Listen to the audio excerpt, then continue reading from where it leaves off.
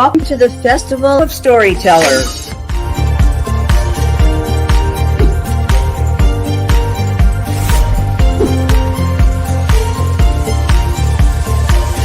I thank everybody that's involved with this process because we know writers need readers and writers need publishers.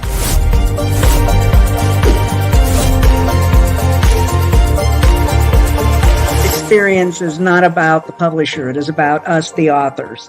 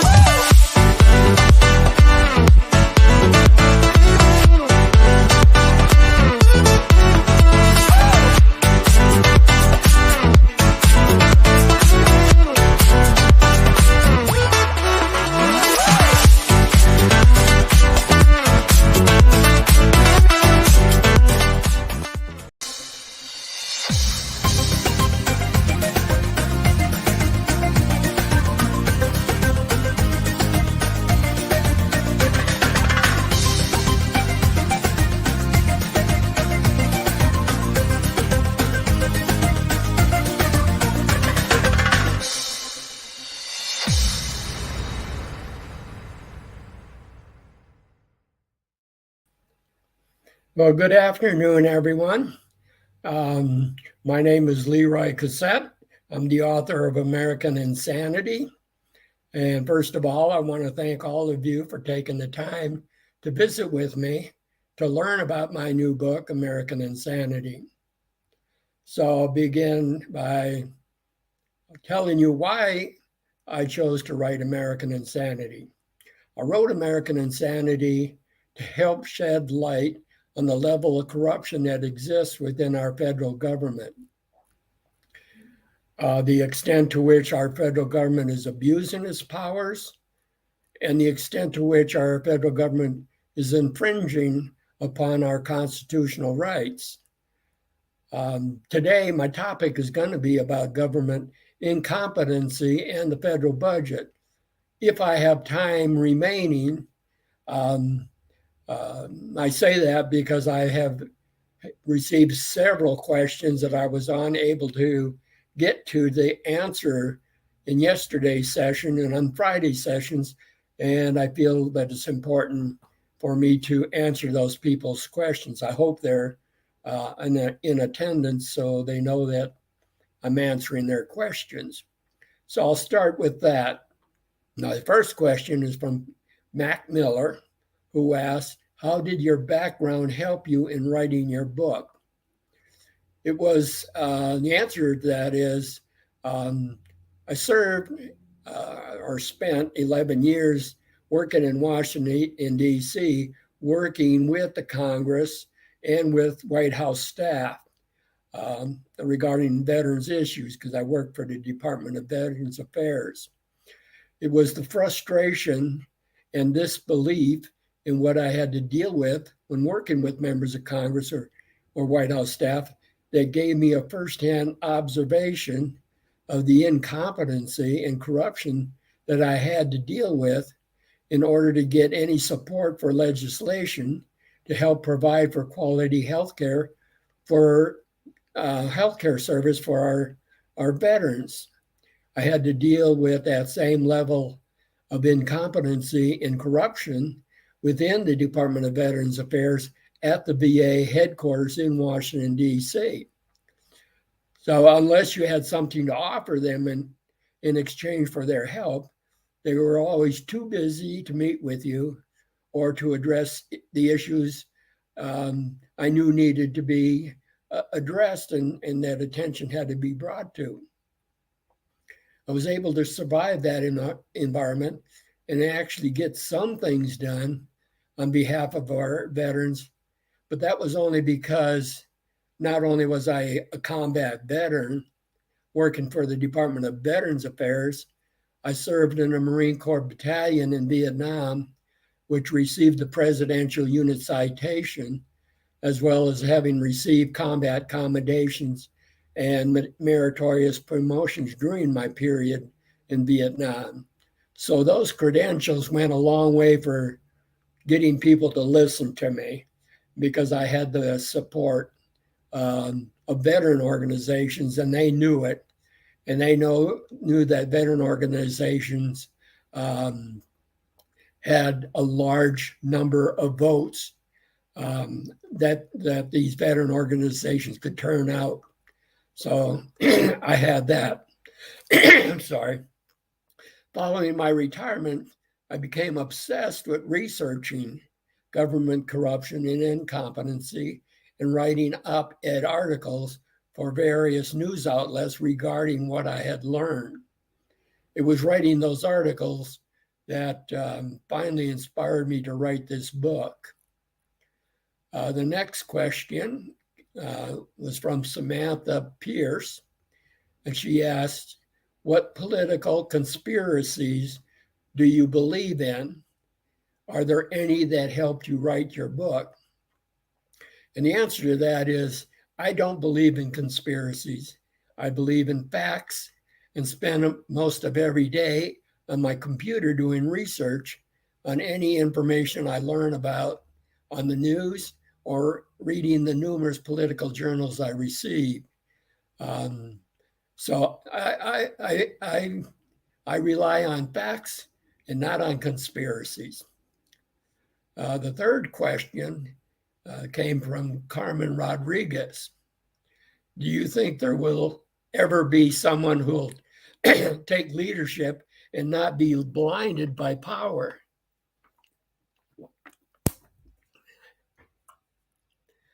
The answer to that question is yes, I do. And I believe that that person is already in our midst. However, no one person can undo all the corruption and destruction that has befallen our country over the past several years. I believe that that special person resides in every one of us, but only if we stop living in a bubble or standing on the sideline doing nothing. We've all got to step out of our comfort zones and become proactive with the governing of our nation. We must all be willing to sacrifice the time and energy to stay in constant contact with our elected officials and ask questions of them regarding their position on legislations, which will then let them know that you're watching. And I think that's the thing that scares them the most, is when they know that their constituents are watching what they're doing. And I want to say corrupt politicians get elected because honest people with honor and integrity are not stepping forward to run for elected offices. People feel intimidated by the idea of running a campaign. But if they partner up with their local political party, they'll find that there will be tremendous help and support for them. I know this from experience because I ran for and was elected to two-year terms as a city councilman. And I had to be persuaded to actually run. But once I found that support and encouragement that was supporting me, it became an easy road to travel. A difficult road, a lot of hard work, but it wasn't as stressful knowing that I had people helping me out. The fourth question came from Stacy Lavender. Her question was, do you believe there is hope in our government? If we can be so deep into corruption, what does it take to corrupt this? My answer to that question is absolutely. There is always hope as long as we never, ever give up trying to correct what is wrong with our government. two means by which we can correct course and in which each and every one of us can and must take part in are, first of all, election integrity. Election integrity consists of 8 equally important parts, which must all be performed to keep our elections honest. The first one is being a board of elections liaison. If you're involved with your political party, volunteer to be the liaison between the party and the board of election. Another one, and a very important one, is volunteer to be a poll observer or a poll worker, and also as a poll greeter. All of these positions are critical in ensuring integrity in our elections, because if we have people with honor and integrity working as poll observers and poll workers, then there's less chance that any fraud or corruption will take place while you're there, because you're there to watch them. Get involved with mail voting processes. Again, you would do this through your local political party, your county party, and that involves monitoring how the UPS and the county board of elections handle all absentee ballots. I've done this, and what it means is I go to the post office and I ask the postmaster to give me a tour of the area where they're going to be processing mailed in absentee ballots, to make sure that I can see that they have a chain of custody and that there's somebody or a camera observing the process throughout from when they receive it until they deliver it to the Board of Elections. Another area is list maintenance, the voter list maintenance. And we all know and have heard horror stories about how many dead people are still on the voter rolls, how many people who have long since moved out of the area and are still on the voters list. This is a good area for corruption in our elections, because if somebody who wants to cheat can get a hold of those names, they will use those names and vote using those names, which then skews our elections. Another area is vulnerable voters. This is volunteering with the Board of Elections to help elderly in elderly care centers or handicapped people who can't make it to the voting polls, and looking at military ballots to make sure that they're being processed appropriately. My wife volunteered to do this during the last election, and she said it was a very enjoyable experience, and she felt very satisfied in being able to help, especially in the nursing home with the elderly, who have a hard time understanding. And she had been a clinical social worker with her own private practice, and so she was able to communicate with elderly and understood their situation. But it doesn't take that level of expertise to be willing to go in and sit down with an elderly in a home care situation and help and make sure they understand what is on the ballot. You can't help them, or you can't. You can't give them suggestions about who to elect for, but you can explain what the ballot looks like. You can read off the names that are on the ballot and their party affiliation, so they know that. The other, another area, and this is for more of you out there who are techies, and that's the machines and technology monitoring. Each county board of election has a specified date and time at which they monitor or they check out their voting machines and then certify the machines and software as being acceptable. This again is another area where fraud can be conducted if somebody there is skewing how the software reads the information being fed to it. Another way to do it is by staying involved with the statutory provisions of your state and of the federal government, and making sure that the Board of Election and your party is following those provisions.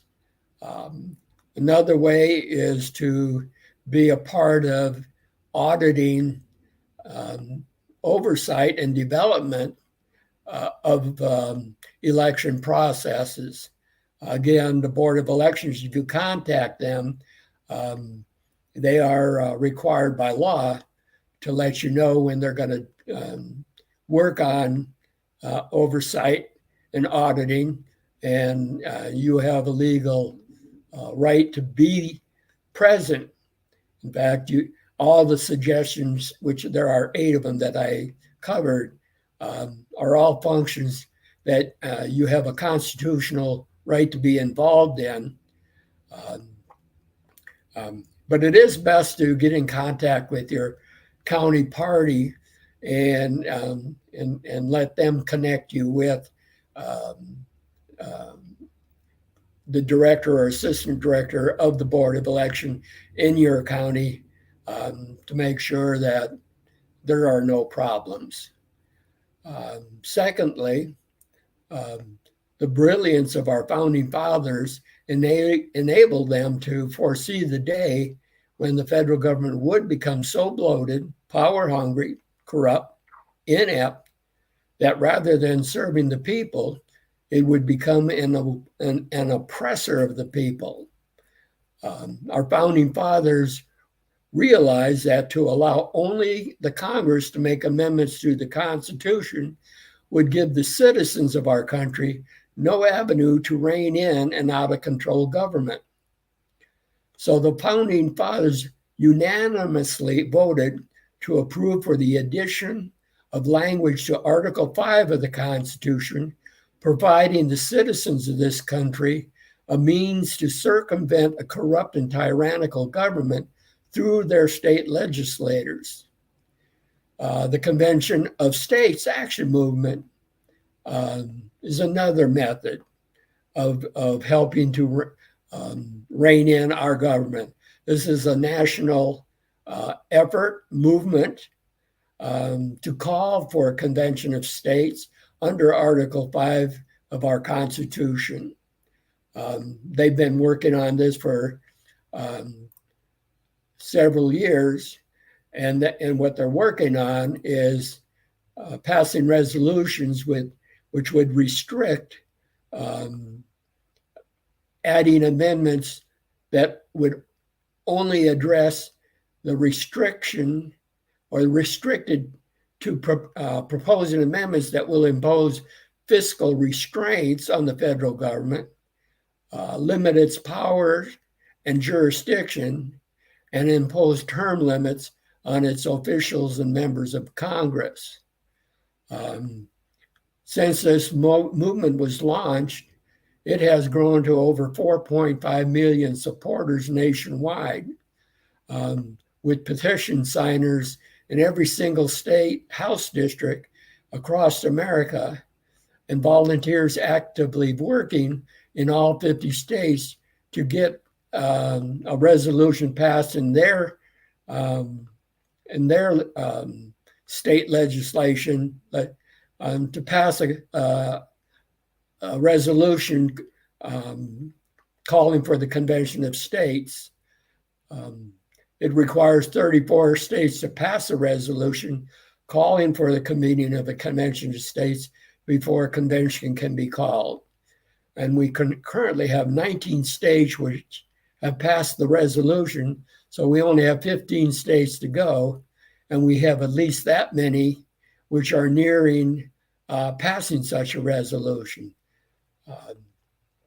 And for information, how to get involved and more information about this information, I do cover all this information in depth in my book. And I also cover it all at my website, which is AmericanInsanity.org. That's AmericanInsanity.org, one word. Next question was from Samantha Pierce. And she asked, what chapter or specific problem did you feel most strongly about while writing?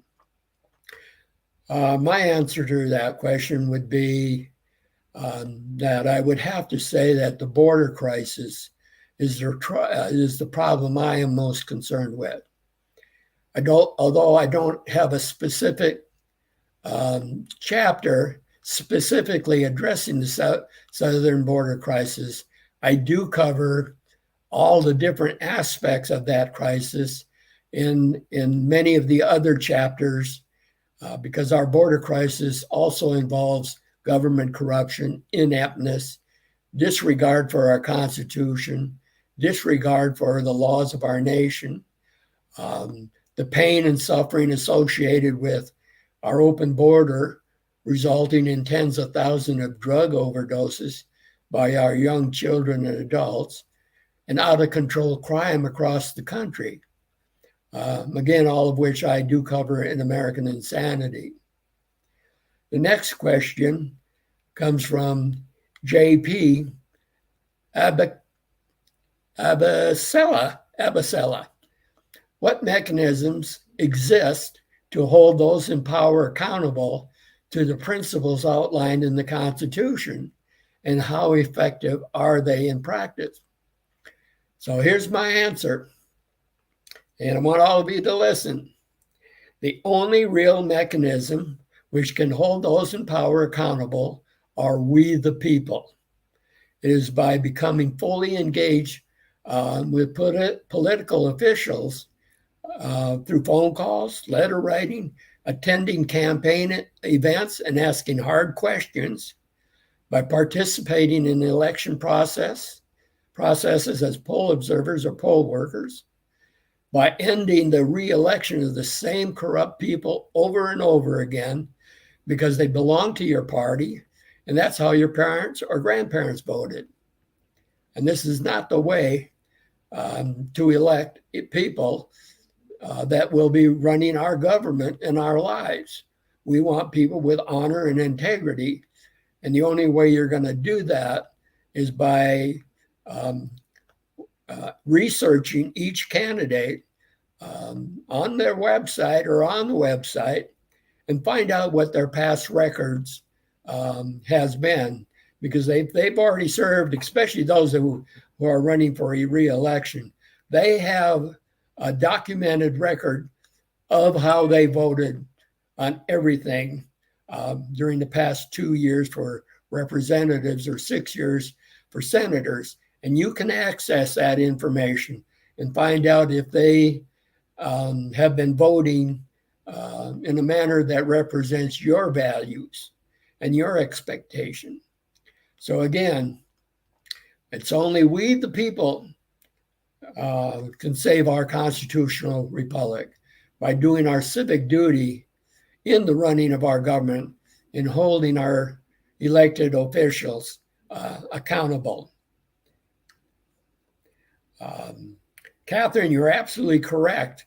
And I wish we could get that message out to the whole country, because far too many people have become so apathetic, and I address that in my book too, towards the government and towards elections, that they just thrown their hands up and don't go to the voting booth. And that's the worst thing you can do, because then the corrupt and inept politicians are the ones who win. Question: when do you think our Judeo-Christian values started to erode in America? My answer, and this is my opinion from what I have been experiencing and from my time with the government, that I believe America began its move away from our Judeo-Christian values with the start of the Vietnam War in the mid-1960s. Actually, I was in Vietnam in 65 and 66, and that was pretty much the real beginning of that war. And this is when various anti-American, anti-Christian movements began attacking our form of governing and our basic beliefs and values. I write in my book, and I quote, "How did our once great nation, founded on Judeo-Christian principles and the rule of law, get to the point that our elected officials and the bureaucracy in Washington celebrate the destruction of our cities in the name of social justice? Where mobs of young adults and college students are protesting our streets, where scientific researchers no longer abide by proven scientific methods of research, but rather accept ideological reasoning, where tens of millions of Americans believe that free speech and capitalism are dangerous to the American society, where our education system has banned God and prayer from our classrooms, where critical race theory is bringing back racism into our children's minds, where children are being encouraged to identify themselves not as God created them, but on how they feel. This happened because we allowed it to happen through our failure to be vigilant and to hold every government official at every level of government accountable for their actions or inactions." The next question that I received is, what is a good alternative to the current two-party system? My answer is, personally, I believe that we need a two-party system to assure that we as citizens have an alternative choice. What needs to be done is for us, who are the members of those parties, to insist on and pressure our party leaders to reform themselves, to bring the party back in line with our Constitution and what our founding fathers intended. I believe that if there were to be a third party, I believe that it would need to be a party which clearly represented our founding Judeo-Christian conservative values, which could represent the majority of American voters and not divide us.